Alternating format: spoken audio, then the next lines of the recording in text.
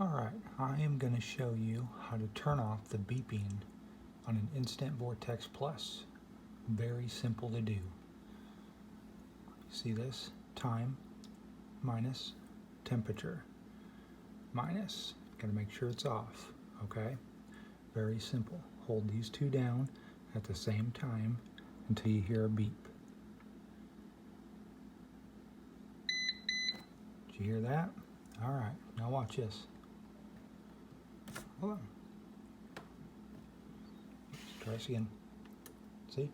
Look at that. No beeping.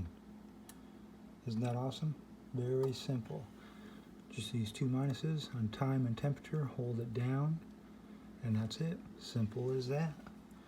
And it is for the Instant Vortex Plus.